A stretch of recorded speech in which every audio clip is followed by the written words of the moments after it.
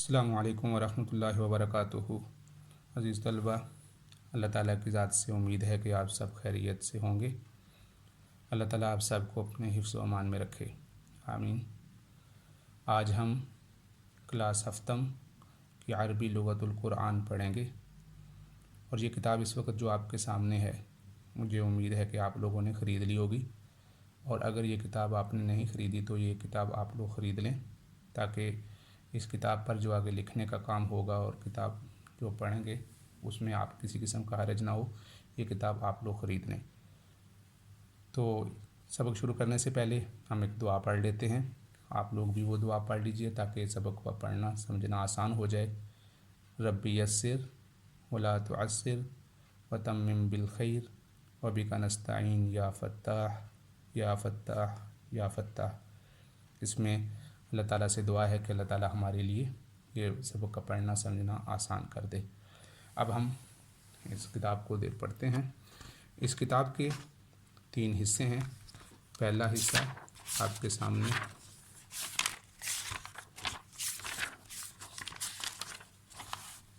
یہ پہلا حصہ ہے، اسے صرف کے قواعد کے لیے متعین کیا گیا ہے۔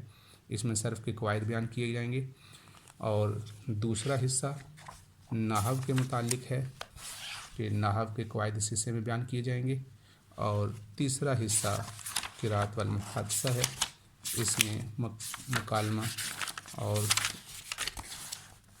اس میں محادثہ کے متعلق ہم پڑھیں گے۔ اس کتاب کے تینوں حصوں میں سے جو ہماری کتاب کی ابتدا ہوگی، یہ جو کتاب کا درمیانی حصہ ہے، حصہ قواعد نحو کے متعلق، اس سے ہم انشاءاللہ ابتدا کریں گے۔ اس میں لفظ کی اقسام اور اس کی تعریف، اور ایک لفظ کا دوسرے لفظ سے ربط کا بیان کیا جاتا ہے۔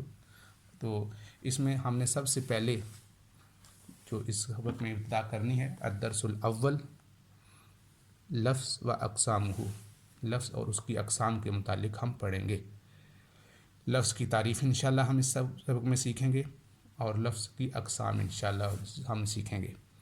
تو سب سے پہلے دیکھیے، لفظ کی تعریف بیان کی گئی ہے۔ عربی زبان میں لفظ کی تعریف یوں کی جاتی ہے، اللفظ ما یتلفظ بہ۔ دوبارہ سن لیجیے، اللفظ ما یتلفظ بہ۔ یہ آپ کو میں قریب کر کے دکھا دیتا ہوں۔ اللفظ ما یتلفظ بہ، لفظ وہ ہے جو زبان سے ادا کیا جائے، لفظ وہ ہے جو زبان سے ادا کیا جائے۔ اب ہم اس کی اقسام پڑھتے ہیں۔ لفظ 2 طرح کا ہوتا ہے، بامعنی اور بے معنی۔ اردو میں اس کی مثال ہم نے پڑھی بھی ہے، سنی بھی ہے، عمومی طور پر استعمال بھی کرتے رہتے ہیں، بولتے بھی رہتے ہیں، جیسا کہ لفظ یہاں ذکر کیا گیا ہے، روٹی ووٹی، پانی وانی۔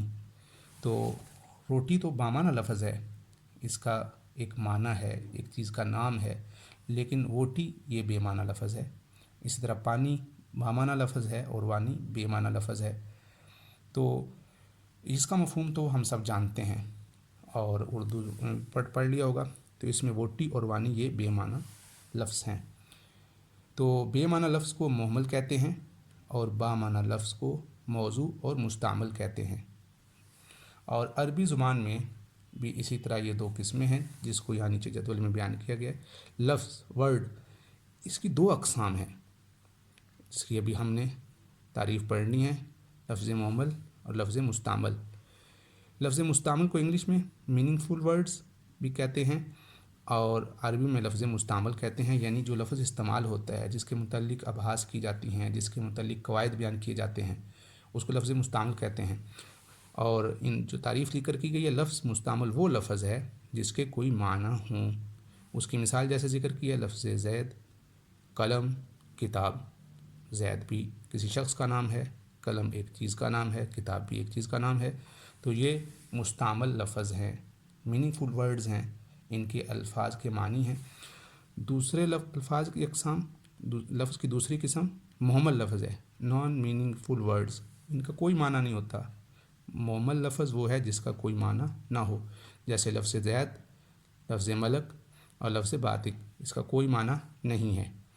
اور بامعنی لفظ یعنی لفظ مستعمل، اس کو کلیمہ بھی کہتے ہیں۔ لفظ مستعمل کا دوسرا نام کلیمہ بھی ہے۔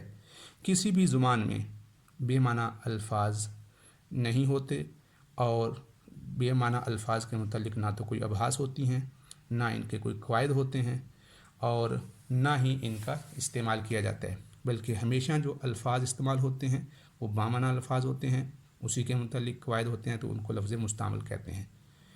تو اس سبق میں عزیز طلبہ ہم نے لفظ کی تعریف عربی زبان میں سیکھ لی، اور اس کی اقسام اور اس کی تعریف ہم نے پڑھی ہے۔ ہم ذرا دوہرا لیتے ہیں۔ جی بتائیے، لفظ کی عربی میں کیا تعریف ہے؟ جی بتائیے۔ جی اللفظ ما یتلفظ به، ماشاء اللہ آپ نے صحیح بتایا۔ اللفظ ما یتلفظ به، لفظ وہ ہے جو زبان سے ادا کیا جائے۔ لفظ کی کتنی اقسام ہیں؟ جی ماشاء اللہ، جی لفظ کی 2 اقسام ہیں، لفظ محمل، لفظ مستعمل، بامعنی لفظ اور بے معنی لفظ۔ بامعنی لفظ کی مثال جیسے روٹی، پانی، اور بے معنی لفظ جیسے ووٹی اور وانی۔